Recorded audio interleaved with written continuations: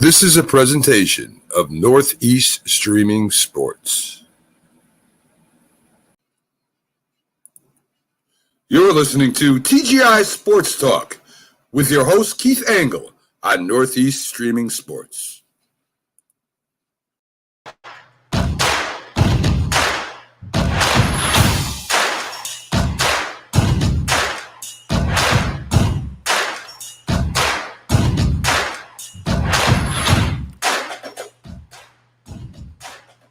Good evening, everybody.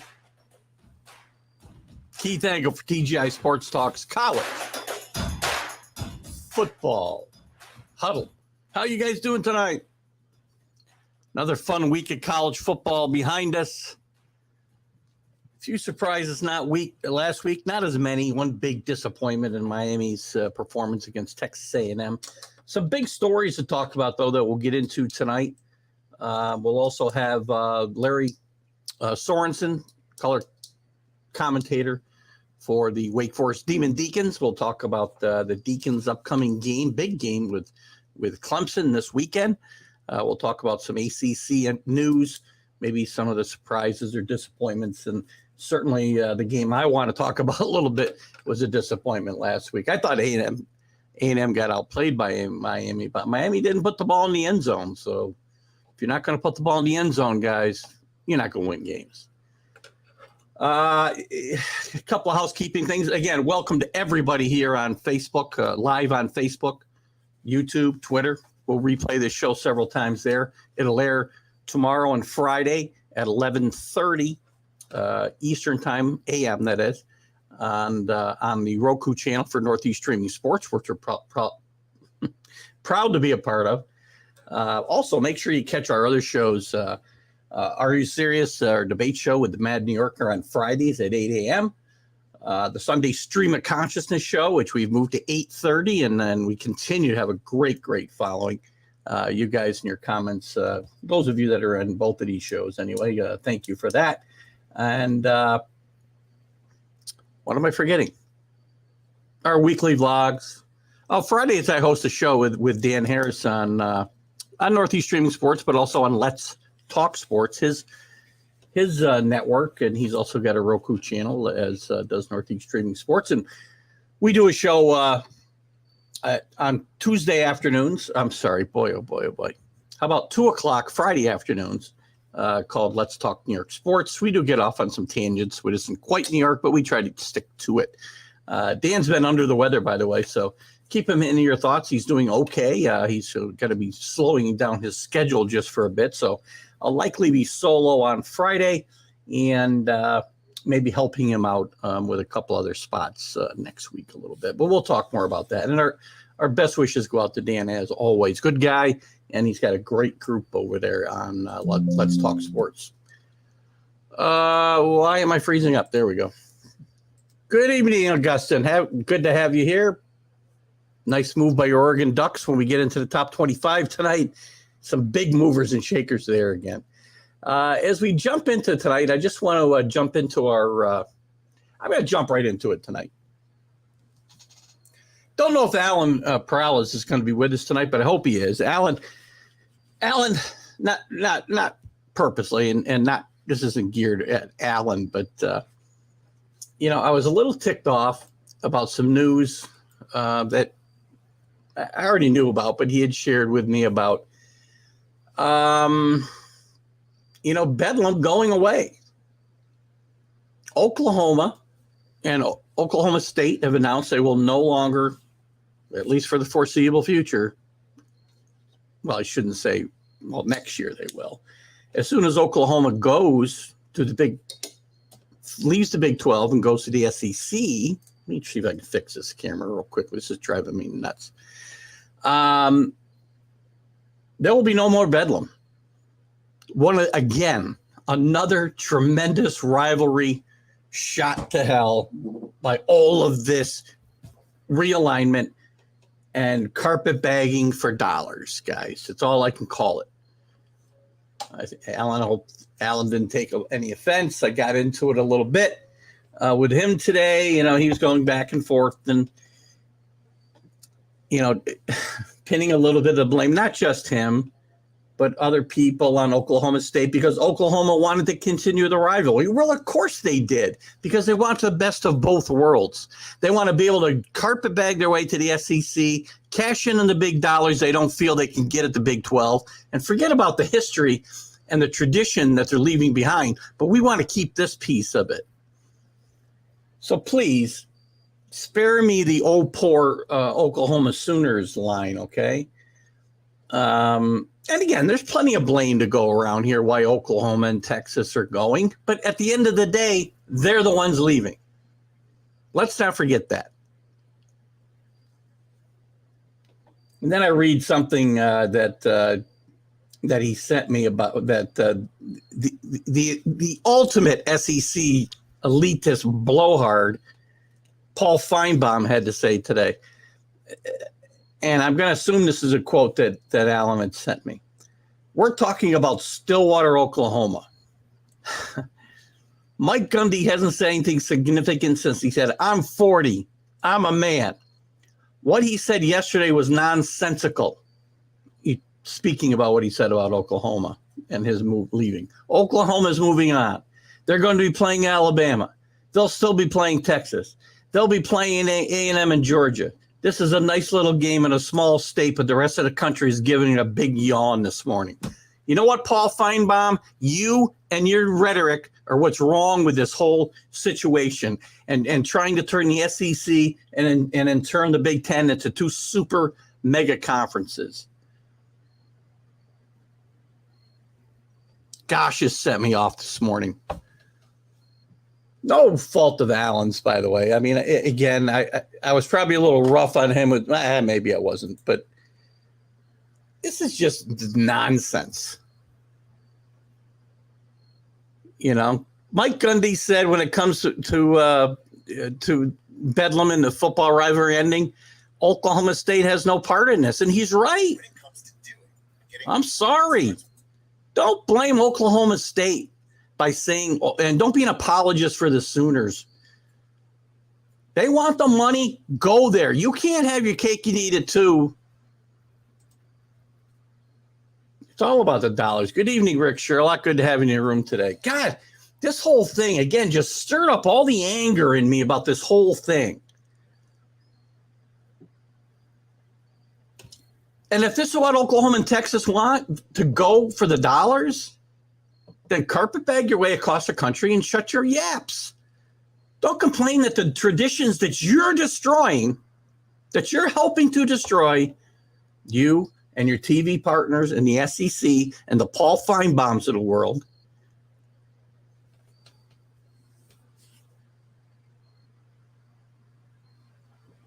My God. You know, as Oklahoma State athletic director Chad Weinberg said, we don't have any openings to play them. We're full unless there's significant undertakings to make this game happen. It can't happen. I said this all along, that there would be no way for these games to happen. No way. Going forward, these traditional rivalries would die. And Oklahoma trying to take the high road and then blame Oklahoma State for the fact that this game won't take place anymore. Amazon will likely get in the mix for everything. Problem is, for Amazon, they're going to spend all their money on the NFL, Carlos. So I'm not sure. I mean, Jeff Bezos has money up the yazoo, which is not the correct term. My wife always tells me, by the way. But, you know, he's going to have trouble because he's already in on Thursday Night Football. He's going all in for the NFL package. And he's also looking at the weekend slates in the NFL when those contracts come up.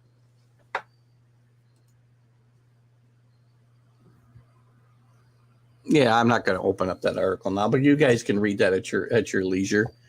He's not wrong. I said it. I've been telling you guys that the streaming services will lock up all of this eventually. The Notre Dame stuff ends up on Peacock now, streaming. Very little at NBC. CBS is liable to go to CBS Sports. Fox has got a streaming outlet. Anyway, guys, this whole Bedlam thing, please put it to bed. And again, Alan, for my comments to you earlier, I mean, I wasn't really saying anything except, I mean, I didn't like him. And again, he sent me the Paul Feinbaum comments, but earlier on that, I mean, look at, he's a Sooner fan. He's trying to stick up for his team. I understand that. You know, but Paul Feinbaum to put down Oklahoma State. Oklahoma State's got a fine football program. Cussin and Carlos. Shut up, Paul Feinbaum. I'm so you know. I'll put his show on during the workday sometimes if I'm doing some busy work and I want to hear some crazy yahoos from down south call in. If that's your fan base, enjoy it, because you know these are the guys that are destroying, you know, hundreds of year old trees over stupid college football rivalries. Not stupid college. I enjoy college football rivalries. He stands there and he's the mouthpiece for a conference that is single-handedly, or they were single-handedly. Now they've got a cohort, counterpart, let's say, in the Big Ten, trying to destroy college football as we know it, and the landscape is changing so quickly. College football is going to be in a lot of trouble in a few years, guys. When I tell you these regional rivalries matter, this is what I'm talking about. Exactly what I'm talking about. Because I said they matter, and they're going to go away because the logistics won't work out. There'll be no way to schedule them. And college football is a regional sport with national appeal. Don't forget where you heard that first. You heard it right here on this show.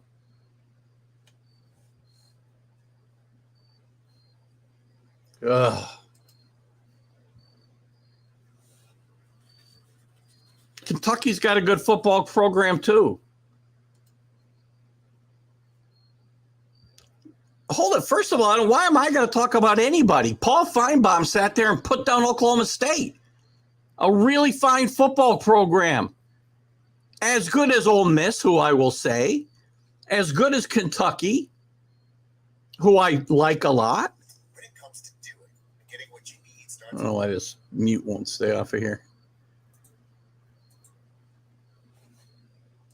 Again, you stick up for the SEC all you want, Carlos. I'm telling you, they're the devil.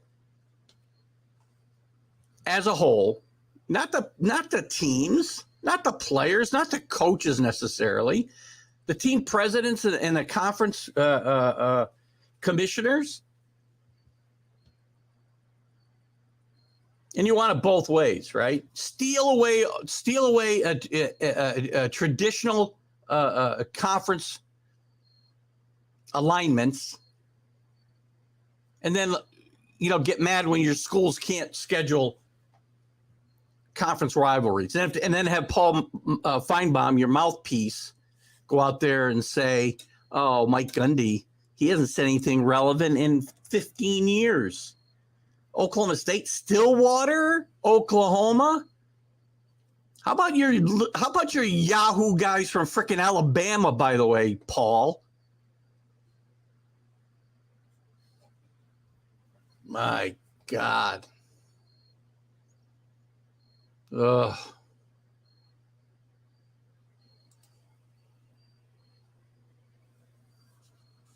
What's up with the NCAA and just sitting ducks? I'm not sure what that means, but just annoying to me. By the way, we'll have Larry. I'll probably get Lary Sorensen's take on this at 7:30. We'll have him in, guys. So bear with me while we cover a few other things in the meantime.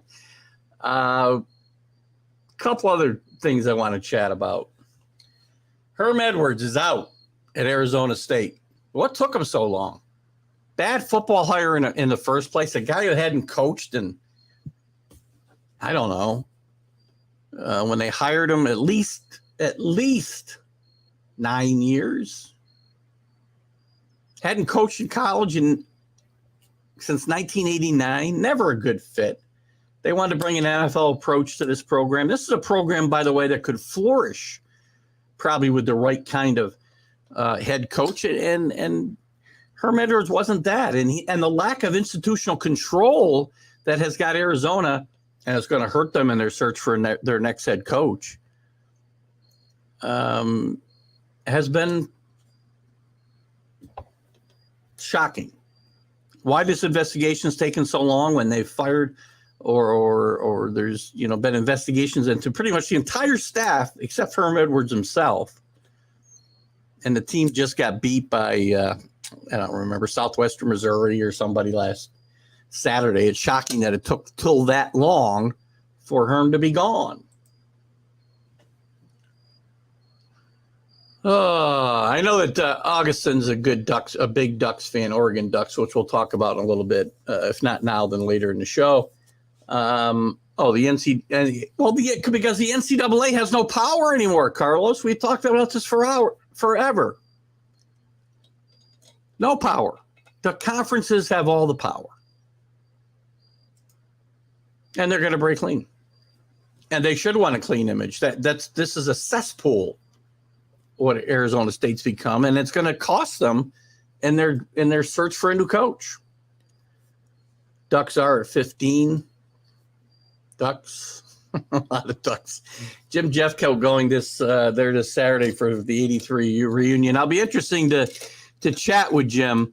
I should have tried to get Jim on the show tonight, actually, for a few minutes to chat about this. But I'm sure we'll hopefully have a few minutes to talk about it when I'm on the Mac and Jack and Sunday show that Jim is a co-host of. So, I mean, where does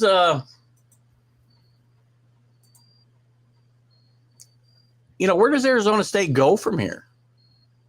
Are some of the coaching candidates that we're always talking about going to be interested? I mean, you got guys right out there in that part of the country that should be interested. I don't know if they will be. The number one name I've already heard is Kalani Sitake from BYU. Who I'm not sure with BYU going to the Big 12 why he would want to lead the BYU situation for Arizona State, which again could be a sleeping giant. If you get a guy with connections in Southern California and up the coast into Washington and Oregon, you might get that type of kid to come to Arizona State. Jonathan Smith at Oregon State would be another one. He's turned that team around off to a great 3-0 start.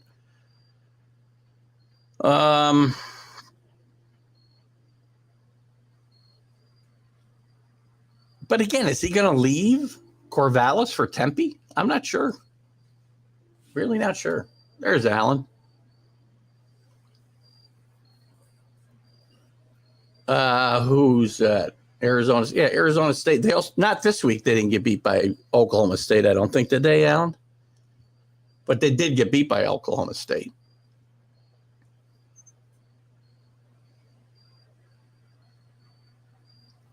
That's why this team is bad. They weren't good with them. I mean, this team wasn't awful, but I mean, for the time he was there, they're only 6 games over 500 or so. I don't dislike Herm, Rick, but this was just a bad fit. The man hadn't coached in 10 years, and I know that's not, necessarily the end-all, be-all, but he hadn't been in the college game in any way, shape, or form in nearly 30 years when he took this job. And he did not have institutional control as he had assistants running amok around him.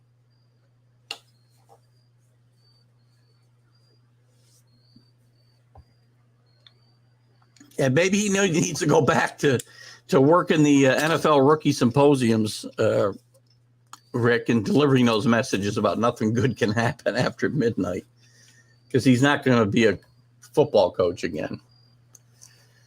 Leopold has been mentioned as well, not as prominently for this job as potentially for some others. But the two guys I mentioned, Charles Huff from Marshall, will probably get a look. Sean Lewis from Kent State, who's done a great job turning that organization around. And then you're going to have some assistants out that way. Alex Grinch will get a look, USC defensive coordinator. Jeff Grimes from Baylor, who's the offensive coordinator there and done a really good job. This year, they're off to a bit of a slow start. And, of course, Casey Dunn from Oklahoma State. Their offense is a lot better this year, but in the past has been very, very good. So we'll see where Arizona State goes from here. Let's see. Where do I want to go before I want to get into a couple things before. Whoops, now I'm losing all my banners. Let's look at, oh gosh, I'm in the wrong group. I got too many banners now, guys. I really do. We already talked about it at Bedlam. We can talk about it more tonight or even Sunday, Alan. But, if you weren't with us, you were kind of collateral damage this morning because I was already ticked off about this whole thing. And then I got your messages. And then you send me that Feinbaum thing, which just set me off. I guess not a lot else I want to chat about there. Let's get in. I want to get into the top 25 a little bit. You guys can put up your comments. We'll have Lary Sorensen in around the bottom of the hour to talk some ACC and Wake Forest Clemson specifically. Some big movers this week. So no movement. I'm looking at the AP poll, by the way, here. Which is the poll I pretty much stick with until we get to the playoff poll. So really no changes in the top 7. Georgia, Alabama, Ohio State, Michigan, Clemson, Oklahoma, USC all stay the same 1 through 7. Then you get Kentucky moving up 1, Oklahoma State down 1, Arkansas flat. Now you start to get a lot of movers again. Tennessee, a lot of movement up, especially a little bit of down. Tennessee up 4. Tennessee's had a Rocky Top. Carlos with a bullet, 4. NC State up 4. Utah gets back to 13. Penn State climbs 8 spots to 14 with a nice win over Auburn. Oregon, Augustine's team, out there with a big win over BYU. I loved BYU last week. Not a good start for Keith in the shoebox, by the way. They jumped 10 spots back to 15. Where'd they start at? 11? They started out at 11, got blown out by Georgia, and in 2 weeks they're back to 15 after being out of the poll. Ole Miss up 4. Keep bashing them. Baylor stays flat. Then you got your Washington wasn't ranked last week, so a big jump for Washington. Jim Beringer and I both were all over Washington beating ranked Michigan. Don't call it an upset just because Michigan was ranked and Washington wasn't. Washington was favored by 3.5 in this game. BYU's the big loser of the week, down 7. Florida down 2. Wake Forest down 2, even with a close win over Liberty. Look, at Liberty's always plays scrappy, good football. They put a bunch of points on the board, and Wake Forest just ekes one out. We'll talk more about that game with Lary Sorensen at the bottom of the hour. Texas A&M creeps up 1 with an ugly win in my mind over Miami. Miami outgained them by a ton in this game. I thought, and again, it doesn't matter whether they were outplayed or they didn't. They got the W. At the end of the day, that's all that matters. Miami really shot itself in the foot. They fall 12 spots all the way to number 25, barely stay in. Michigan State falls out of the pool, the only one that really dropped out. So the next teams in here are a little ways back. Michigan State 30-some points behind. Florida State 40 behind almost. App State with a crazy win last week actually loses some ground as far as getting towards that top 25. So let me catch some of your comments here before we move on. I'll bet you anything, by the way, Alan, just go back to this comment for a second. If Leopold gets offered the Arizona State job, he's jumping and leaving Kansas in a minute. Eastern Michigan. Thank you. Arizona, they're not going to beat Utah, that's for sure. ASU, great academics, needs to get recruiting for these kids in football. They need to be able to recruit Southern California better, and they got to be able to recruit the Northwest. They got a couple candidates in Sataki, and they got a candidate in, I mentioned the coach from Oregon State, whose name is escaping me at the moment, who I think would be really good. Jonathan Smith would be another good fit. Would he leave Oregon State for Arizona State? I got to believe he would. Unless, the smell is of major sanctions coming down on this team. Carlos said pick Penn State to beat Auburn. I'm not big on, well, you know what? They are playing pretty well. I'm not so big. I am just not a James Franklin fan. I just think he's had talent. I like Penn State. I've liked a lot of the teams they've had together here in the last half a decade or better.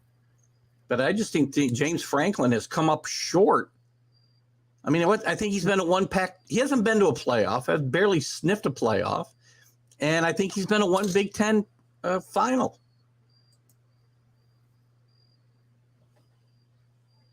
Yeah, Auburn, and I think Brian Harson's going to be in trouble. He could be a name that'll be mentioned for Arizona State, by the way, as well, if he wants to get back out to that part of the country.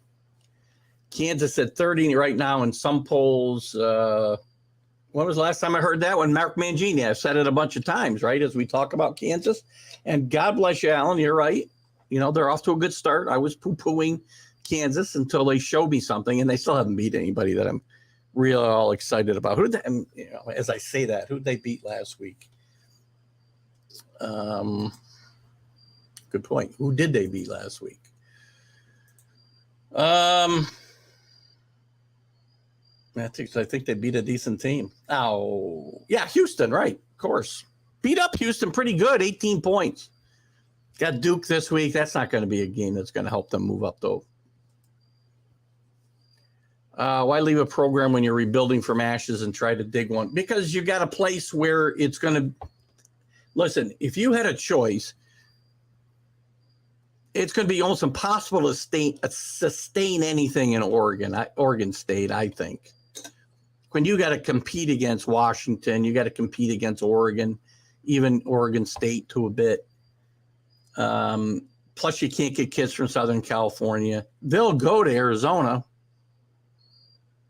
So I think the potential, if you want to build something that will last, is better in Arizona than at Oregon State.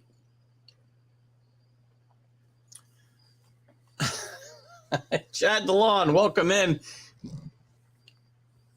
John missed my tirade on the SEC and Feinbaum a minute ago. They beat Houston. I get back to Chad. Good to have you with us tonight, John. I don't think James Franklin is a fan of James Franklin. They did beat Houston, yes. And they host unbeaten Duke. Don't get too wrapped up in unbeaten Duke, though. I just look at it's not. I don't think that is a big game. Well, it's a big game to be 4-0. Look, if Kansas is 4-0, that's a big deal. If Duke is 4-0, that's a big deal. So you can call it a big game. But let's see, as I said to you last week, Alan, let me see them get into Big 12 play, and then we'll see. With that, guys, I want to bring in our regular contributor to our show, one of our favorite contributors, and he's our guru when it comes to, if I can find the right mouse here, he's our guru when it comes to ACC football, Wake Forest football. We welcome Lary Sorensen, color commentator for the Wake Forest Demon Deacons. Good evening, Larry. Keith, how are you? Good to talk to you as always. How's everything going? It's going excellent. I know things are looking up for the Demon Deacons, at least from when you and I chatted last. Well, maybe not. You were still pretty high on them, even with the Hartman injury. They've gotten off to a 3-0 start, even with a little winning by the seat of your pants against Liberty, who's not a bad program. Hugh Freeze has done a really good job there. But a nice victory, and Hartman's back, and He looked good in the opener. I thought his opener against Vanderbilt, a little bit more shaky last week. But what are your thoughts on Hartman's return and play so far? Well, first of all, winning by the seat of your pants is a heck of a lot better than losing by the seat of your pants. I will give you that. That's the first thing that you come up with. And, it's funny because in his press conference yesterday, Dave Clawson said that the guys were walking around on Sunday and you would have thought they lost because people had their heads down and they were disappointed. And when's the last time Wake Forest could say, oh, gee, we won and it was a bad win? So yeah. It shows how far the program has come. We talk about Sam Hartman, disappointed in his performance. He's had 2 games. He's been over 300 yards passing with 7 touchdowns in the 2 games. And people have said he really hasn't played that well. And not a lot of preparation, right? What's that? And not a lot of time for him to prepare. I mean, from the time he got healthy to getting into the actual games. And the surgery was a little bit more serious than actually came out. It was pretty kind of emergency surgery and a little bit more extensive than really was let out. So I think that the team is very satisfied with the spot that they're in. Said that it was a bad week of practice and they learned from it and get ready for Clemson. And it doesn't take much to get fired up for Clemson. Shouldn't. I mean, this is a huge game. I mean, it theoretically, this could be a game that goes a long ways or will go a long ways towards deciding the Atlantic division here in the ACC. And I think the ACC's had an interesting start to the season, just to kind of back up a little bit and look at the conference as a whole. Bad loss for Miami against Texas A&M last week. I really thought they outplayed Texas A&M, but they didn't put the ball in the end zone. You score. That's why you need to not kick field goals and score touchdowns. That game's a perfect example. Yeah, and again, you think about the expectations for Miami, and we're disappointed in Wake Forest. Wake Forest scored 37 points. Yeah. They scored on 7 of the 14 times they touched the ball. They scored, so one way or the other. So the college game now, and again, I still keep thinking that it's residue of COVID. The college game is really unpredictable right now, and almost anything can happen. We're seeing it happen. Excited about this weekend. Arguably, the best game in the country this weekend. There's only 3 games that match up top 25 teams. Besides Clemson at 5 and Wake Forest at 21, you've got Florida at 20 at Tennessee, which is 11, and Arkansas at 10, which is at Texas A&M 23. And speaking of schizo teams, Texas A&M is as schizo a team as I think we'll ever find anywhere. Absolutely. I mean, I think they could go down to Arkansas. Arkansas is a team playing really good football under Sam Pittman there. I like what they're doing. Back to the ACC for a second. You got some teams off to some surprising starts, especially in that Atlantic division. Clemson's off to a 3-0 start. Syracuse is off to a surprising 3-0 start, and people might poo-poo them beating Louisville, who's on the downward side a little bit, going to Connecticut, but that was an impressive win on the road, against a bad team. I get it, but last week's game against Purdue at home, that's not a bad football team they beat last week. No, and it's a really tough place to play. Up in the dome, it's loud. The fans turn out. It's all orange. It's really loud. And it's a very difficult place to play, and that was a heck of a win for them last minute, and really exciting game. Louisville and Syracuse, I think 2 of the surprises, Louisville in a bad way, Syracuse in a very good way, and I think that's good for the league, good for the conference. I'll tell you, that Atlantic looks – I mean, if you go by non-conference play, because only a couple of them have played conference games, but, I mean, you got 5 teams starting 3-0, Wake Forest, Florida State, Syracuse, North Carolina State, and Clemson all sitting 3-0. This is going to be a battle. That's going to be a battle royale there in the Atlantic, I think. I think it's going to be a lot of teams beating each other up. Duke, Duke's a big surprise at 3-0, and Mike Elko's doing a terrific job over there. Florida State, you know that they're going to have great athletes. They're going to have great players. It's how are they going to perform come game time? I understand that Jordan Travis was practicing today, was moving around and throwing the ball, so that looks good for them. And Wake Forest goes to Florida State. We'll be down there next weekend, and it's always a battle with a lot of pageantry and a lot of things going on at FSU. That's always a good trip. Yeah, that's a good start for Mike Norvell because he really needed to get off to a good start here and have a good year, a positive year down there in Tallahassee for sure. So let's get back to this Clemson and Wake Forest battle. I mean, this is obviously Clemson's is the brand of the conference and has been for the last almost decade, I guess.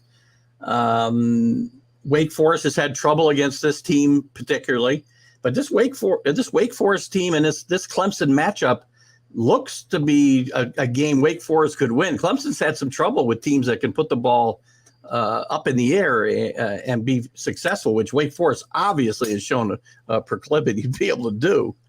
I really think it's going to come down to the defenses because you've got to believe that Wake Forest is going to score points. They have, even when we lost down there, they still scored 20-some points. So you know that the offense is going to put some points up for you. You know, we've got a new defensive coordinator this year. Brad Lambert has come in and has done a terrific job, has put a lot of confidence into that group. Two great defensive line groups. And when you talk about Clemson, there legitimately are 8 guys that nobody would be surprised to see all of them in the NFL at some point in time that are rotating around. Wake Forest isn't quite that deep, but led by Kobe Turner in the defensive line in the middle, who is playing at an NFL caliber. Got Rondell Bothroyd on the outside. Everybody thinks is going to be a draft pick.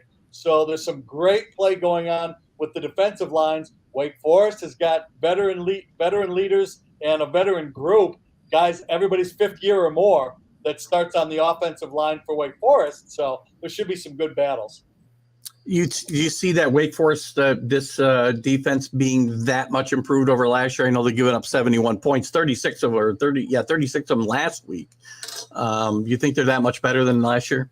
Absolutely are an improved defense. Beat up a little bit. The defensive backfield took some hits in the game last weekend. So it'll be interesting to see who recovers enough to get in and play this coming weekend. But defensive backfield depth was one of the strengths starting the year out. So, yeah, they've gone to some different schemes. They've got anytime you bring in a new coordinator, you get a rejuvenation from things, especially when you were a little bit suspect before. And also it's the area that has the most room for improvement. You know, take a part of your golf game that stinks, and if you make 3 good shots a 9 or an 8.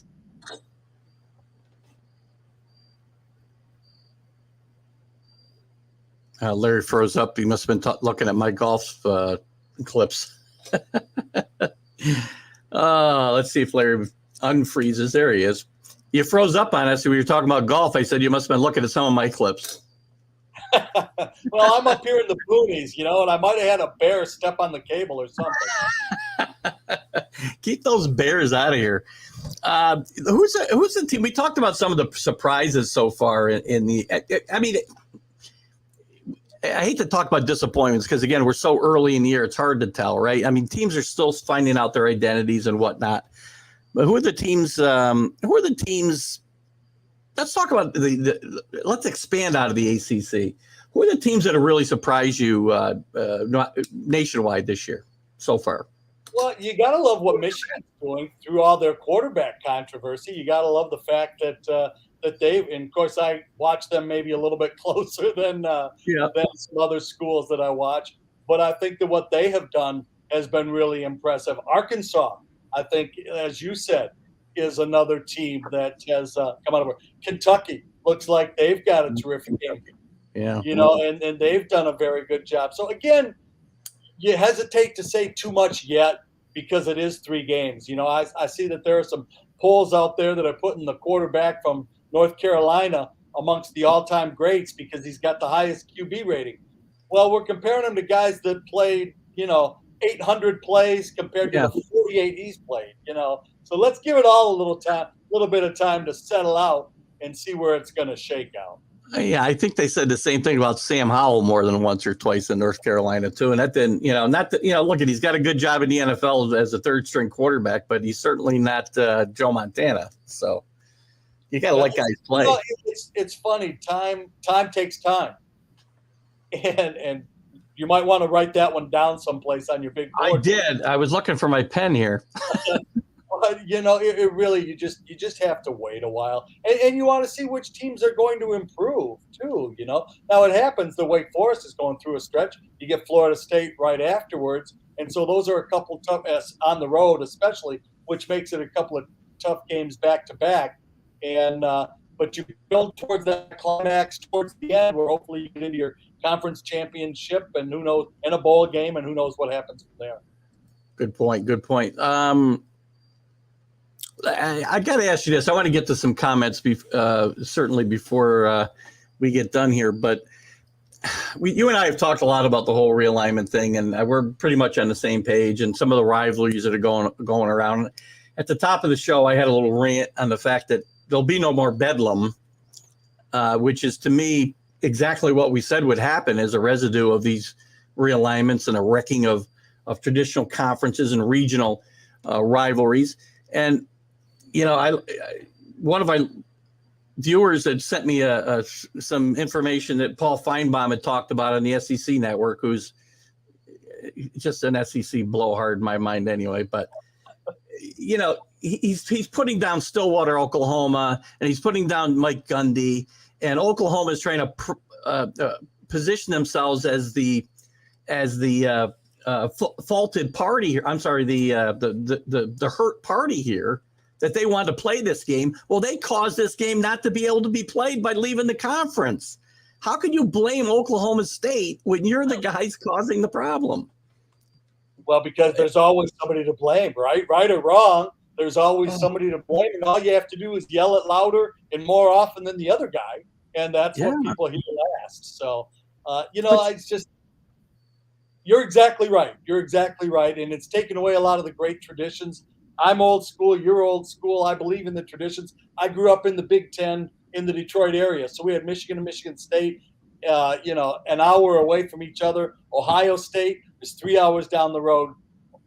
South Bend is 3 hours down the road. So every Monday morning, it was around the water cooler arguing with your buddies about which team was best. Well, who's really going to sit down and argue about whether UCLA is better than Indiana or, I just don't. I think we've done away with the great things that have made it the great games that they are and that it is. You're not excited for those USC Indiana matchups or USC Rutgers? That ought to be a lot of fun. I mean, good grief. I don't get it. I mean, think about this, though. I mean, Oklahoma portrays themselves as, again, the wronged party here, but they're the ones carpetbagging for the money to a different conference. But they want both ways. They want to go where they want to go for the money, but they still want their traditional game. Well, you blew it up, guys. Well, and all these contracts that were signed, they don't mean anything. We figured out ways to get out of that. Wake Forest just did a switcheroo with and got out of some games with Liberty. As a matter of fact, it was one of those 2-for-1 deals that was supposed to be 2 at home and at Wake Forest and 1 at Liberty. And they had the 1 game at Wake Forest and canceled the rest of the contract, which opens up a game down the road in a couple of years that App State might fill in 25. That'd be a fun game. Which would be very exciting. We beat them up there on a blocked field goal in overtime a couple of years ago. And what was the reason for them opting out, Larry, of the contract? Do you know? I'm sorry? What was the reason for them opting out of that contract? With Liberty, it was a no, I'm not exactly sure. Okay. That's okay. I'm not exactly sure what it was. Yeah. They had a conflict and they decided to scrap the last 2 games. Interesting. It does open up. There's so many good matchups. I still, even with it's funny. Well, you and I haven't talked since they talked about now the expanded playoff in 2026 either. To me, that does throw a lifeline to some of the conferences besides the SEC and the Big Ten, because it gives those, you're going to have I believe what is a top 6 highest ranked conference winners and then 6 at-large teams. So obviously, a lot of the at-larges are going to come from the Big Ten and the SEC. We know that, but it throws a lifeline to these conference champions in the ACC and the Big 12 and some others. Who knows what it'll look like in 2026? But it does. It just the perceptions and Wake Forest has not had a good program for a long time. I mean, it's obvious. Now, why we can go into the reasons of all the different reasons why it's difficult to recruit and play and everything else at a school like Wake Forest in the past until the president and the board of directors and trustees decided to get behind it and sink the $100+ million into the facilities, which is what it takes to compete these days. But if you're not willing to do that, you're not going to get the athletes. And if you don't have the athletes, you're not going to compete. So what you hope is that, it will start to balance out. And the transfer portal throws another whole wrinkle into it because you get one or two guys to fill a vacancy in a sore spot that you've got, and that can change things. Hopefully, parity will give some other teams opportunities. The 12-team playoff will give other teams opportunities. And we'll see. Then it's time to put up or shut up. You got your chance. What are you going to do with it? Yeah, good point. Good point. If we're going to save anything, it's maybe that'll be the thing that saves college football. Maybe is somebody coming up out of nowhere and winning a national championship. Maybe that'll save it. We'll see. I'm as tired of those big 4 or 5 as anybody is. It's in the same. But then you watch them play, and you understand why they are what they are. Understood. Let me get to a couple of things. So Carlos talks about Wake will keep getting that underwhelming feeling until they beat big teams by 7+. I don't think it matters how much they beat them by. I don't think they need to beat Clemson by 7+ this week. They just want to beat them by 1, I'm sure, right? That's going to be 7-point underdogs going into it, so they'll take any kind of a win they can get. I think that it's so unusual to me, and I've been doing this. This is my 6th year now, but I've been following Wake Forest for longer than that. It's just such an unusual feeling to get a win and have guys say, "Oh man, gee, that was terrible. We were lousy." Well, your quarterback had 325 yards and 3 touchdowns. They scored 37 points. There's still some pretty good base things, and there's some good things that went on during the course of the game too. Was it closer? Yeah, but Liberty's got some very, very good players as well. Their quarterback was the number 46 player in the class the year that he came out, or somewhere around that number. He was the highest recruited athlete on the field, and he played very well. So great athletes can do different things at different times. It's great to have the feeling that you expect to win and that you get a little bit disappointed that you didn't execute the way that you wanted to. Also gives you something to shoot for because there were plenty of teaching moments from that game for sure. And that's something to take away. And a well-coached team, by the way, at Liberty as well. Hugh Freeze will probably not be there much longer, I'm going to guess. He's going to get another shot in a Power 5 conference, I think.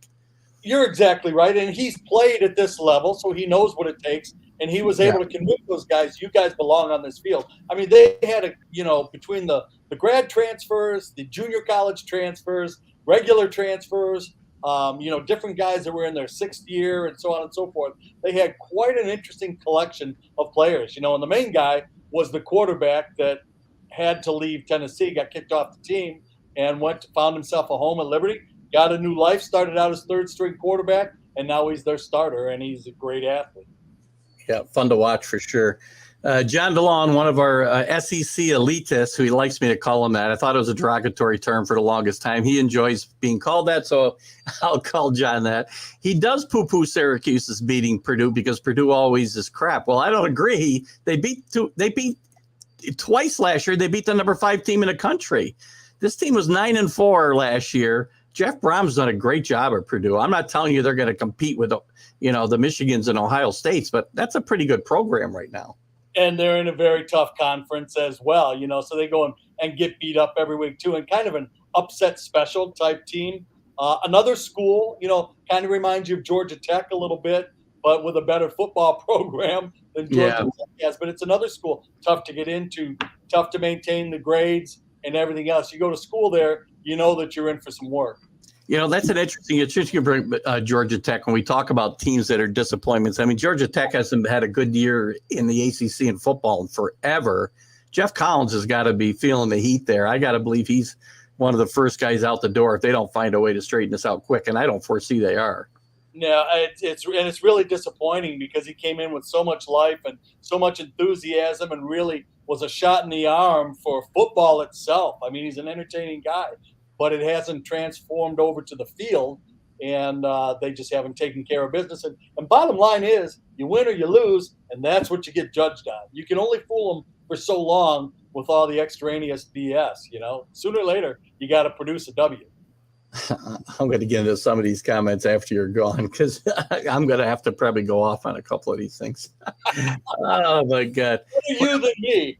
I know. It's sometimes and I'm in that mood today. So here's a good one. Hugh Freeze at ASU. I was talking about Herm Edwards getting fired at ASU. Hugh Freeze might be a guy to consider there. I mentioned some possible candidates. The BYU coach, his name always escapes me. He would be a great candidate, but I don't know that with BYU going to the Big 12, he's going to be looking to jump ship there for that. It is a dumpster fire right now at Arizona State, but always a school that seems to be loaded with possibilities of building a real program there. What's really interesting is that when you look at it, they're always used is the criteria for what we're looking for in a coach, right? And usually it always includes the locale. Has he recruited this area before? Does he know the area? Does he know the psyche and the mentality of the school and so on and so forth, and the conference? And now everything's just so up in the air that what is going to make the right combination for your school, and we feel very fortunate at Wake Forest. We got a coach that graduated from Williams, got his master's from SUNY Albany, by the way. He's from Youngstown, New York. So that's where Dave Clawson is from. But he's a real cerebral type coach. But what is the right fit for any particular program? Does he know the conference? Does he know the recruiting area that he's going to be at? Can he find people that do, that he's comfortable with? Or is he going to bring a staff of people with him that have been with him before, that aren't used to it?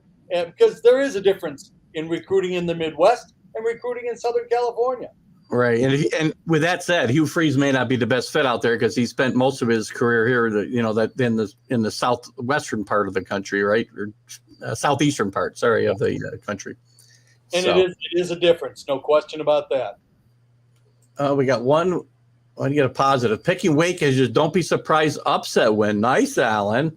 Well, with that, you give me a segue before we let Larry go. Let's circle all the way back to Clemson and Wake Forest this weekend.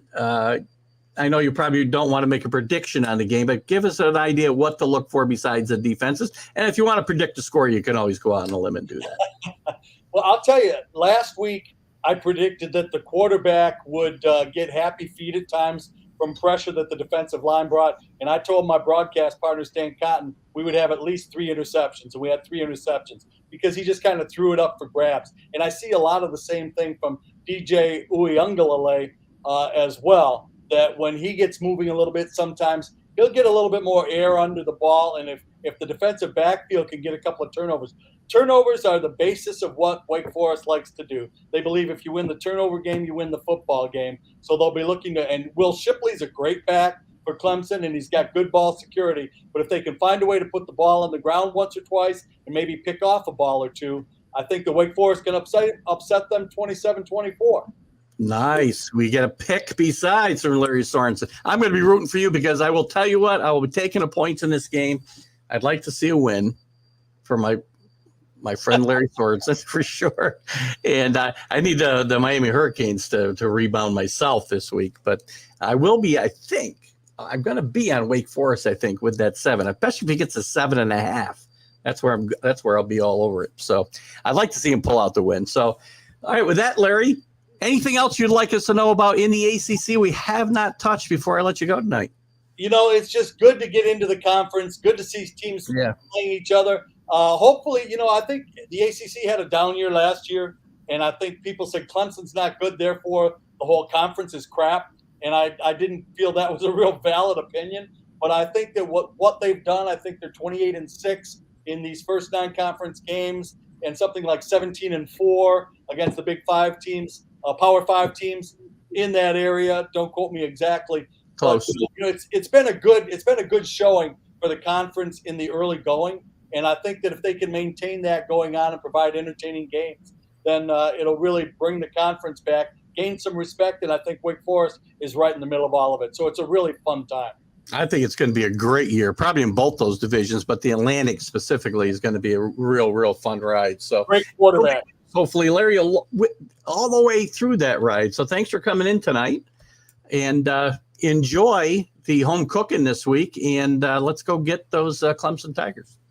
Yeah, well, good. It's going to be a wild weekend. It's a blackout weekend. Only holds about 32,000 people, but there's only 5,400 students at the school, and they've been averaging about 90% of those students are going to the football games, which is great for a university, great for college football. Great. Awesome to hear. Good job, Larry. Good job for you again tonight. We'll be watching. Well, I always try to find you somewhere if I can find you, but it's hard to get you here up to upstate New York. But I'll be watching that game. I'll send you some links. You can get us anywhere. Send me the link. I want it for sure. All right. Thanks. I'd rather listen to you than the TV guys for sure. All right, Larry. Have a great night. Thanks for coming in again. Thank you. Bye-bye. The great Lary Sorensen, our man in the Southeast, not the Southeast Conference. Good grief. Sorry about that, Larry. The ACC, the one you SEC guys like to put down so much. I'll get to some of your other comments here now. Some of it I want to put up with when Larry's in just because it doesn't make much sense. But I'll give you my 2 cents here, John. And Carlos, I don't know if we can get to them all or not. You did have Liberty upsetting Wake Forest, but they didn't, by the way. I know you put so close. Wake at home has a shot at beating Clemson this week. I agree.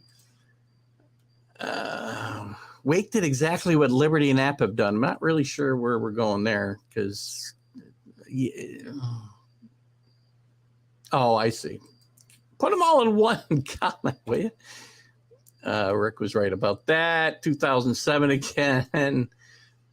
I got some stuff here somewhere. I don't agree with this comment, John. I mentioned a little bit with Larry there. Purdue's got a really good football team. Jeff Brom's, are they going to compete for a national championship? No. But Syracuse beating this team at home is good. From where Syracuse was last year, and Dino Babers, who's really a good football coach, being on a hot seat, if you don't think it's a good win, you know, and I know you don't think anything outside the SEC is a good win, but there are games that get played all over the country every week that are really good games, and they don't even have to be top 25 games, and they're a lot of fun to watch. And you're missing out if you don't watch some of them. Maybe even Kansas and Duke this week. I don't know. Maybe. Arkansas, by the way, you can poo-poo them all you want. You got. It's funny. Oh, my God.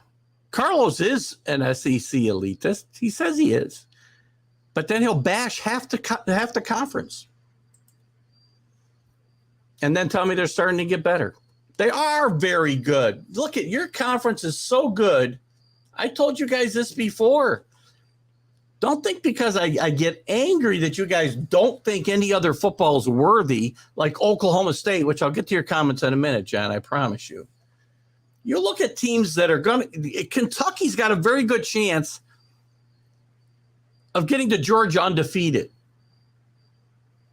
And if Georgia's – maybe Georgia's as good as they've looked these first couple of games. We'll find out. But that'd be very interesting. When's the last time Kentucky, Georgia went into and played each other undefeated if it wasn't the first couple of weeks of the season? Tennessee's on an upswing, obviously. So the top half of that East is really, really good. The West with Arkansas, LSU's the only they're tied at the lead at the top because they've each got one win. But look at if LSU gets better under Kelly, Alabama's Alabama, Arkansas continues to win. Pittman's done a great job there. The quarterback has played very well. And Ole Miss, we don't know what they got because we haven't seen them play anybody yet. But don't dismiss that team. And Texas A&M, that's the only team I won't defend here because Jimbo Fisher, by the way, show me something. Show me something one time, like approach an SEC conference championship game just once. Every year you've got the top 5 recruiting class in the country and you do nothing with it. LSU will be better next year for sure. All right, here's these comments. They're blaming Oklahoma State for not being good enough to join the SEC. Who's blaming them? Oklahoma's simply blaming them for ending the Bedlam series, which is BS. Oklahoma ended the series by choosing to leave the conference. The Oklahoma State AD said, we don't have room at this moment to schedule this team. You can't have your cake and eat it too all the time, guys. This is not, you want a carpet bag for the money? Go. Enjoy yourselves. Play Alabama. Play all those teams. Put down Stillwater while we talk about Tuscaloosa, that great metropolitan freaking area that is. And a lot of people care about Bedlam. College football fans like me, guys who are not stuck on one conference and like good stories and traditional rivalries, it matters to me. Just like the Red River rivalry matters. Just like the Iron Bowl matters. There's a lot of really good regional, traditional regional rivalries. I can't even get into half of them. Washington State, Texas A&M. Got to get your head out of the SEC in the South once in a while, John, just now and again. Don't be like that freaking mouthpiece that they hire, Feinbaum. There's good college football being played all over this country, and it's not always in the Southeast Conference. Do they have the better teams? Yep. Great conference. Does that mean there's not great football being played elsewhere? Nope.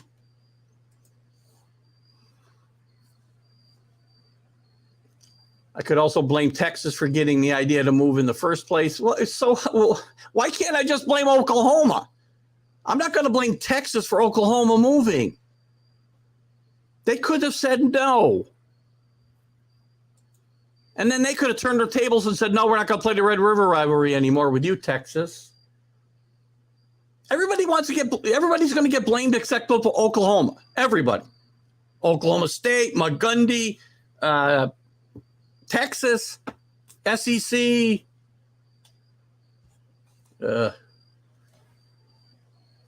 Playoff expansion. What do we got here? I don't agree with this at all, John. You win a conference. You're not getting in at 1 in 10. Thanks for participating. You won one of the best 6 conferences in the country rating-wise. Well, you're one of the highest rated teams that won a conference. Again, if you want to have your whole national championship down there in the SEC, then expand further and do it and get it over with and save us all the hassle so that I got to come in here and say there's other good teams around the country. Well, there's going to come a time where you'll rue the day that it happened because college football, as you know, it is about to end. And maybe you like it, John. I don't know. And you're entitled to your opinion. And I like that you come in here and you express it. But I can't just let it slide.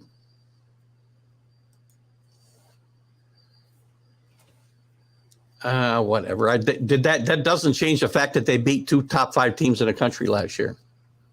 And they went 9-4, and Jeff Brom's done a very good job at a school that isn't traditionally good football. I shouldn't say. They've had good football programs through the years from time to time. And he's done a really good job of restoring that. He's going to get a really good job out of it at some point.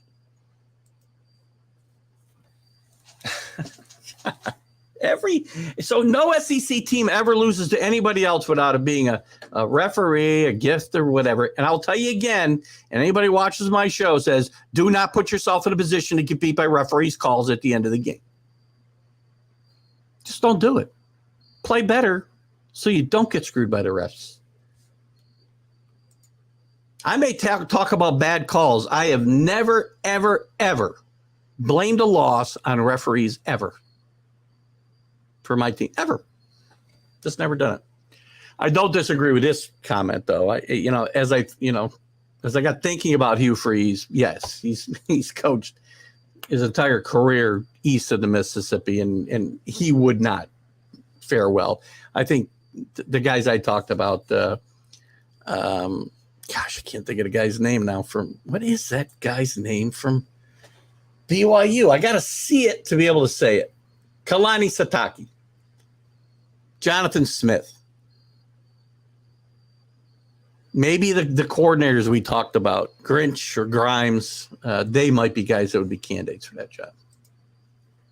We'll have Mark Mancini coming in here about 8:10, by the way, guys. We'll talk more about this stuff in some of the games this weekend. Alan's picking Wake. I like Wake. But they're 1-2 because they lost the game to Syracuse, so they would have been 2-1. What does currently mean anyway? Is it or isn't it a good football team? Let me just look at something, John, for you.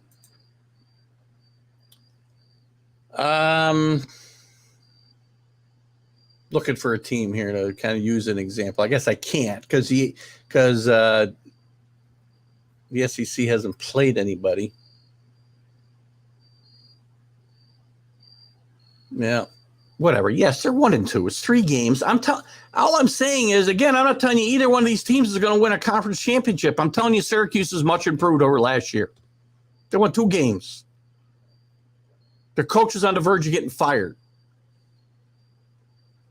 Dino Babers, who's really a well-respected guy and a good coach. It doesn't matter, though, Alan, because it's not an SEC rivalry. It doesn't matter. Don't you understand? You're going to have to become one of them, Alan, in 2 years or next year or whenever it happens, because your Sooners are going to be part of that cult down south. And you're going to have to watch. You're going to be required to watch Paul Feinbaum every day and worship at the feet of Nick Saban, who was the greatest college coach of all time, I will freely admit. But it's not the only place that there's good football being played across the country. I can make fun of Texas A&M all I want. What have they done?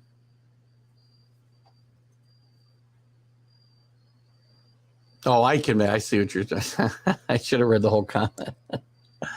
I gotta read this. The Ags as maroon-headed stepchild. That's a good line, by the way. That we got stuck with after a foolhardy marriage to the Big 12. So you're taking in 2 more teams. Wayward children that you found later on in life.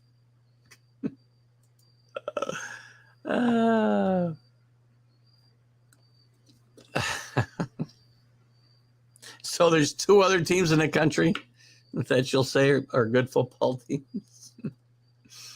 As far as OU and Texas decision to lead the Big 12 goes, I just said, well, I said that I get that. And I said it at the top. But you can't have it both ways, John. You can't say, I want a carpet bag across the country where I fit so perfectly in a regional sense on the southeastern seaboard. I want to take the money, but I also want this. I want this. I don't want to give this up. I don't want to give up this rivalry. You can poo-poo the rivalry all you want. It's an important traditional rivalry, another one that bites the dust. But you can't have it both ways. Who had Breeze?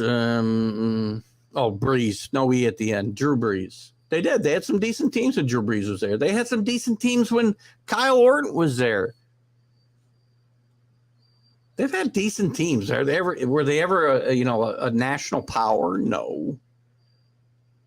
At the end of the day, it's a money-driven move. Again, that's what I've been saying. Yeah, it does hurt. It hurts because these games are never how much is enough money? It's not a matter of disliking or liking the current direction. It is a matter of that for me. No, I don't. Here's what I think. Yes, because the strong now are going to just suck up everything.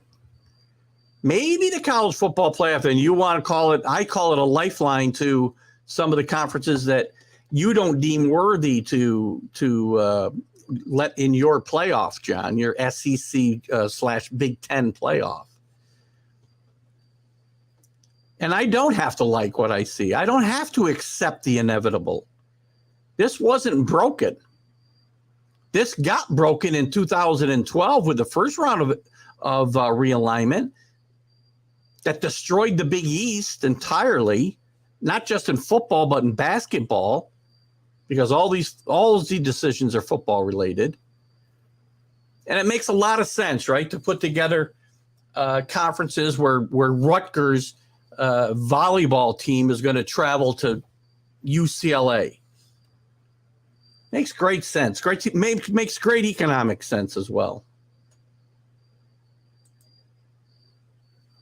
Unless I count Baylor. I don't know where you were at there. Baylor's got no big rivalry with anybody. They'll have to try to come up with one. That skinny Purdue quarterback will get in here and Purdue will fall off a cliff. I think I got your point that you do not like Purdue. Ohio State's the only team worthy in the Big Ten. You're going to have to watch them. You're going to have to watch Paul Feinbaum if you want to be a true SEC elitist, Alan. I don't even know if they'll let you in the pool. John, are these guys from the conferences that you're rating, are they allowed to become an SEC elitist? And you're my expert on this topic on this show. So can Allen be part of your fraternity once Oklahoma joins the SEC and we further suck here? So anyway, Chad, you don't have to watch Feinbaum every day. And there is a minimum requirement of hours, not every day. John, do you call in that show? Because I listened to some of those guys, and I pray to God you're not one of them. Jesus. Let me welcome in Mr. Mark Mancini from Mancini Media. It's been a heated night here on the college football huddle. Well, first of all, I want to put congratulations in order on your nice little granddaughter that was delivered, Scarlett. Delivered her myself at 2:53 this morning. Only part of that story is true, but wow, I'm so happy. I'll let you guys figure out which part is true. Thank you. This is the show that's sweeping the country, man. I'm in a landslide, man. I keep telling these idiots out here in Los Angeles, I only believe in the Trojans. You're killing me. Everything sucks in LA except the Trojans. Can they beat somebody before we put them in a playoff? Oh man, you're gonna throw me that bone now? Tell me who they beat. Somebody else tried to throw that bone to me. I'll throw it to you. Go ahead, chew on it. Well, I'll tell you one thing. This team has execution and speed, and they're dangerous, man. Lincoln Riley knew what he was getting into when he got the keys to the city. He's going to be the third best coach in USC history before this thing is all said and done. And I'm telling you now, and you can take it for whatever it's worth, like XM does, the world's worst handicapper. But I'm telling you right now that they're going to be in the fatal four-way, and they're going to probably take on Georgia or somebody in that thing, and they're going to give them all they can handle, man. I like this team. Oh, man. Who did they play? Let me see who they played. Well, they'll go to Utah. They'll go to Salt Lake City. I mean, the Pac-12. They beat Rice, Stanford, and Fresno State. Who's Georgia played other than Oregon? Oregon, who's started 11, is all the way back to 15 already, for crying out loud. I get on these shows in Georgia, and I keep telling these guys, who are you beating up out there, 55-7? But you got Arizona State, Oregon State, Washington State, Arizona, Colorado. If you don't win that conference. Hey, let me tell you, they might go undefeated in this conference. They're going to lose to Notre Dame. Notre Dame is trying to find out what happened when Brian Kelly left, and Brian Kelly's trying to find out, can he get back to Notre Dame? You're gonna when they go undefeated, they get the UCLA undefeated. They lose their last two games to UCLA and Notre Dame. You're going to be like, another LA team. You know me too well. But I'll tell you that the biggest laughing stock in college football, and man, oh man, where is Tom Osborne when you need him, is the Nebraska Cornhuskers. Yeah. They should have never left this conference and got into this one. They weren't built from it from the start. And Scott Frost should have never had a chance to coach this team. But I will tell you this is where coaches go to retire. They go to get fired. Yeah. I mean, Well, when they get fired, they go retire because they get a boatload of money. But Urban Meyer might be the next guy to take this and resurrect this. Can you really? He's not going to Lincoln, Nebraska. Come on. No way. I will tell you this. I bet you Notre Dame, Nebraska fans really rue the day they chased Bo Pelini out of town for going 9-4 every year. They'd kill to be 9-4 now. Yeah, well, what about the hype train out of Miami going to Texas A&M and losing? Come on, man. I am so sick and tired of hearing about Cristobal. He's going to do this and do that. This guy is taking the keys from somebody else that built the team, a la Gruden that did it with Dungy when Tampa. Cristobal's not doing nothing. He's not going to be the Schembechler there, the Jimmy Johnson. Believe me, Miami is a hype train. You. I know. I found that out last week. I got to get you involved because I've been battling my SEC elitist John DeLon all night, and he is this time I'm on board with him. He's knocking USC, so he's very impressed with the Fresno State when he rolls his eyes, and he says, "Sorry, but we don't know football if USC impresses you and Georgia doesn't impress you." So. This is the problem. I hate to agree with John tonight because John's a really good. And by the way, John, you're a really good, great participant in our show. Please, I enjoy this back and forth with you. I know you don't take it personally, but I'm on your page with you this time, John. Georgia is so much better than USC. It's scary. Well, this is the problem, Keith, with college football. We get these bottom feeders on a schedule, like UCLA is bottom feeding these three teams that they played. They're only drawing like 8,000 in the Rose Bowl.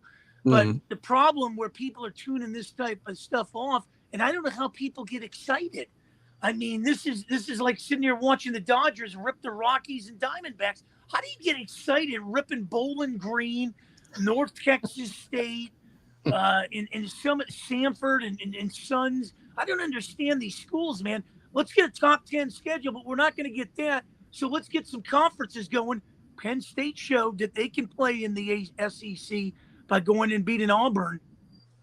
Well, I wouldn't call Auburn the top of the SEC, but I'm not a big James Franklin fan. I don't know. That's a nice win. Don't get me wrong. I've always liked Penn State. I like the team. I like the program. Especially since they got rid of the defensive coordinator who was certainly involved in some bad stuff years ago, which almost killed their program. But James Franklin never seems to be able to win big games in the Big Ten. He's been to one championship game and not even sniffed the playoff.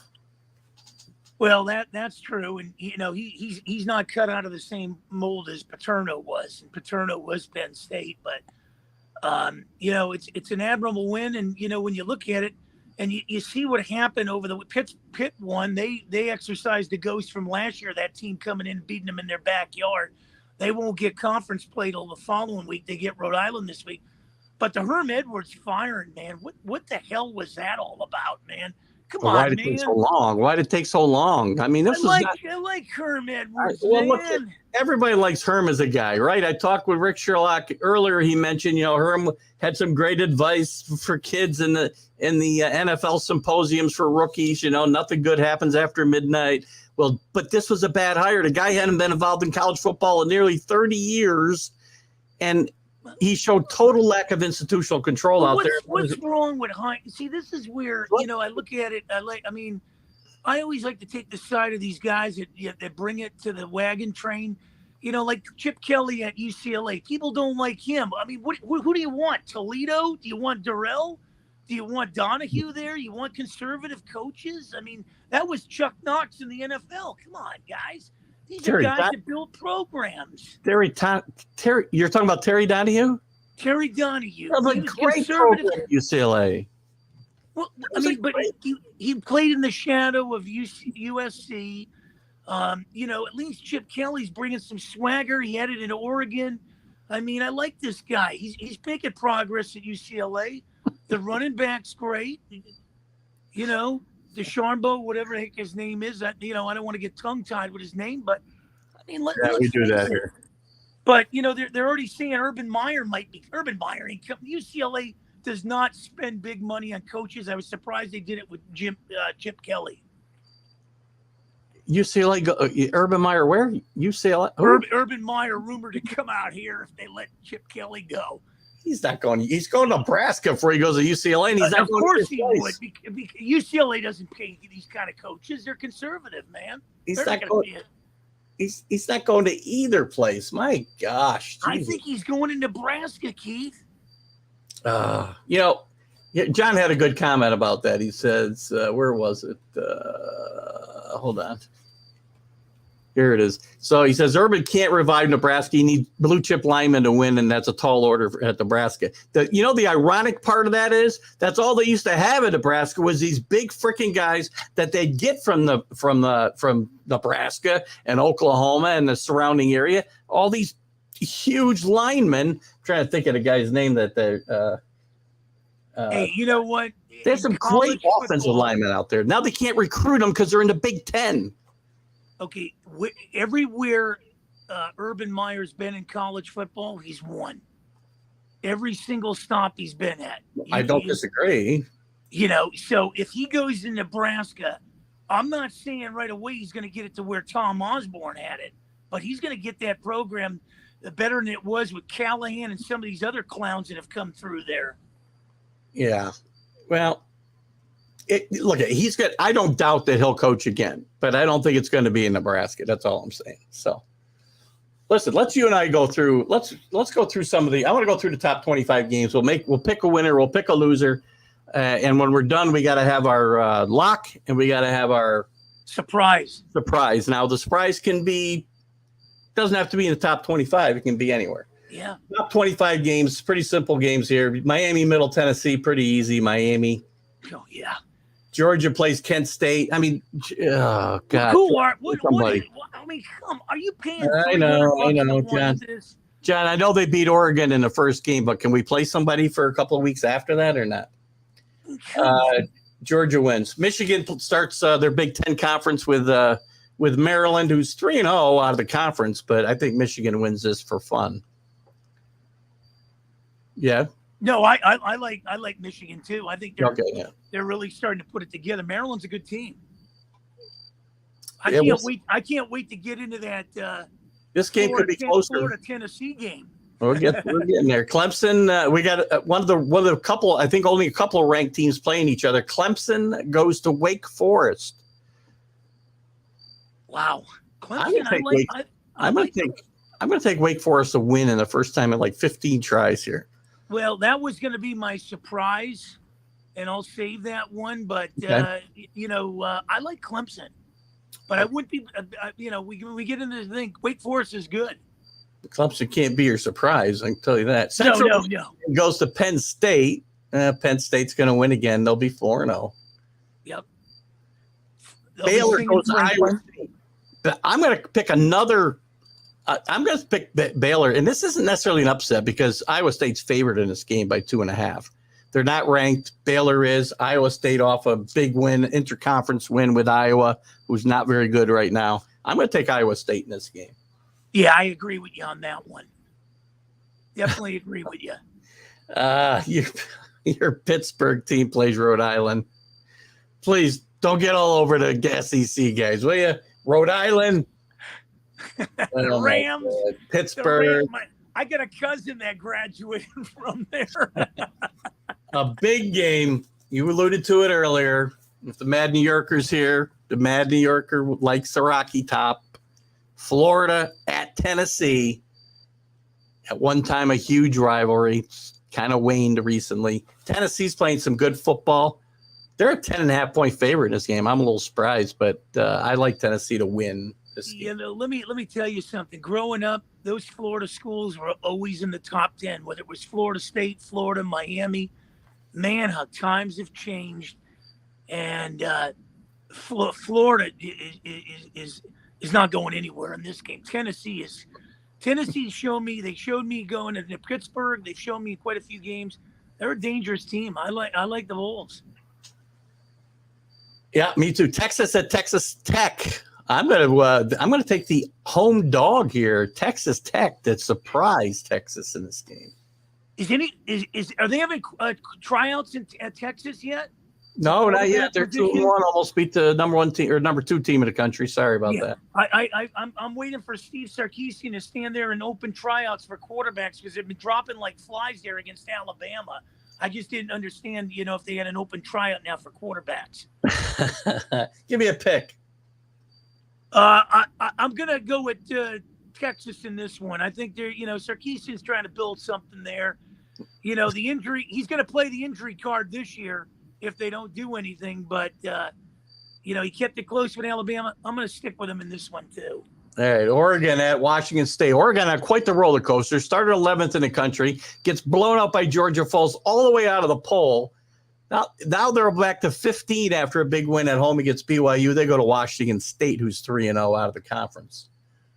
How the hell you move Oregon all the way to 15? But I've seen this play out. Remember a few years ago they opened up with somebody and they got their rear handed to them, and then all of a sudden they basically ran through the Pac-12, and then we heard about them until they lost in the Pac-12 championship, and then they got really.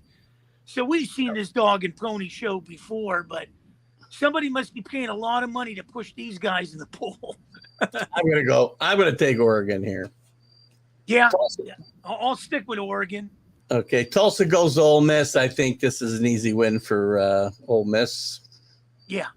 No Northern Illinois at my upstart Kentucky. I'm telling you, watch Kentucky in that SEC. They could get to Georgia undefeated, and that could be a huge game. I think they'd be 6-0 at that point.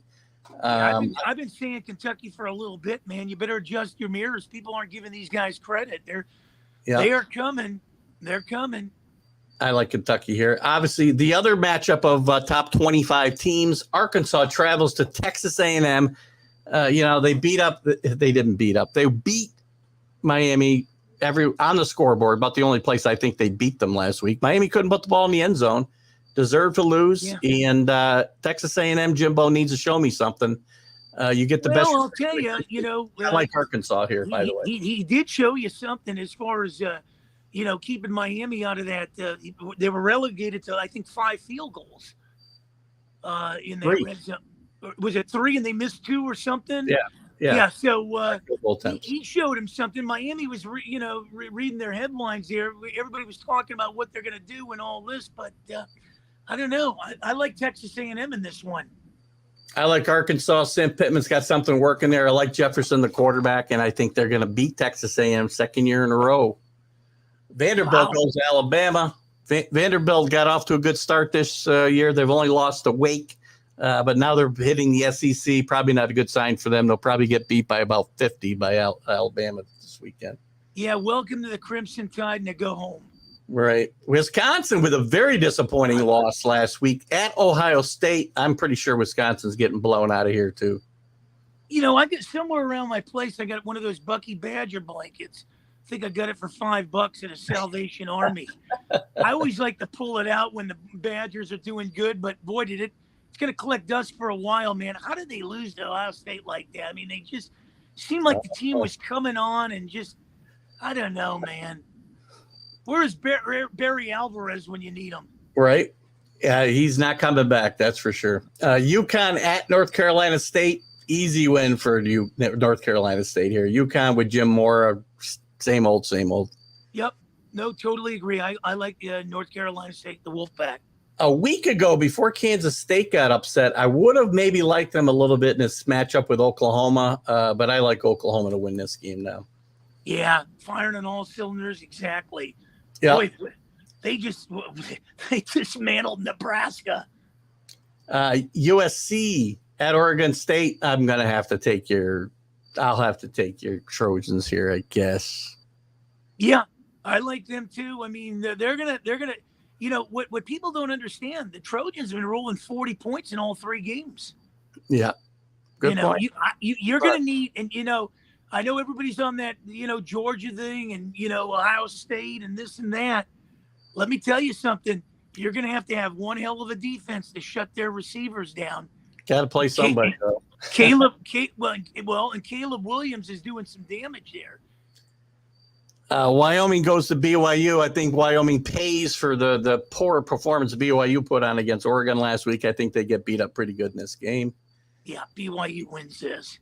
Utah visits Arizona State after the firing of Herm Edwards. I like Cameron Rising in this and his and the rest of that offense to put a hurt on Arizona State on the road in this game. Last year when they played Arizona State, Utah was behind the 8 ball in the first half, and then they somehow came back and beat them. But I think we're headed for a showdown here in a couple of weeks. I think it's in Salt Lake City with USC and Utah. That's going to be one hell of a game. And Stanford at the team, I'm telling you right now, wins the Pac-12. What? Washington is back. Number 18 in the country. Big win against Michigan State at home last week. Washington Huskies are back. They're going to win the Pac-12, and they start their drive by beating up on Stanford at home this week. The last time I saw Washington, they were getting beat by Alabama in that fatal 4-way or something. I didn't think we heard from them. But now as far as Stanford goes, let me tell you, I think Shaw is just overrated as a coach. He's not a Harbaugh. I think Harbaugh built a program there. This guy has just been mediocre at best. I don't want to utilize the words Marv Levy, like he took Buffalo to 4 Super Bowls and they came up short, but Shaw does nothing for me at Stanford. He doesn't. I mean, he gets these guys to a certain level and they can't seem to get over that level. Wouldn't you agree? Yeah, but I think at one time, I think he's just outlived his stay there, and it happens to coaches. And I think he needs to move on. I think he's a good football coach, but he's done. He needs to move on. All right, we've already gone a little over. So Mark, let's get our lock of the week and our don't be surprised if. Who's your lock? Well, a lock of the week is Pittsburgh smashing Rhode Island. That's my lock of the week. No, Pitt's starting to come on now. They showed me that, if they get into a game, then they're not going to take their foot off the pedal there. So that's my lock. Don't be surprised. Don't be surprised if Arizona State pulls one on Utah. Wow. Here's what I'm gonna do. I'm gonna give you a lock. Washington beats Stanford. Beats them easy. And my don't be surprised is going to be going to Texas A&M. Wow. And beating the Aggies and further tightening the clamps on Jimbo Fisher, who may be the most overpaid coach in the country. Well, I know tomorrow we're in Philly, so we might be wrestling with some cheesesteaks on this thing and wrestling with these Philadelphia faithful, but listen, if you lose cheesesteaks to me, I'm not going to be passive aggressive like Rick Sherlock. I'm coming down there to get them. Yeah, I know. We'll have to get Salas in them too. It's going to be a dandy tomorrow in Philly. I always tell these guys in Philly, being from Pittsburgh, where is Philly? I thought the East Coast stopped after Pittsburgh. Mark, thanks. Give us a quick shout out real quick. We got to go. Tomorrow night, WWDB AM 860. Any special guests? 6 o'clock Eastern with you, brother. I'll be on that show. Stal Tartaglia. And then I'm back Sunday with you just before I go cover the Cards and the Dodgers. Ooh, nice game. Yeah. Playoff preview. As I leave this show tonight, I don't want to say congrats because your Patriots beat my Steelers. But my Pirates got to figure out a way to get a win out of New York after spending a week in that darn city. Good luck. Guys, thanks, Mark.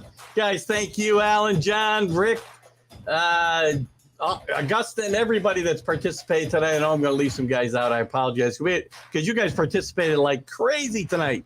Keith Engel, thank you, Mark Mancini. Thanks for tuning in. TGI Sports Talks College Football Huddle. We'll see you guys next week. Have a great night.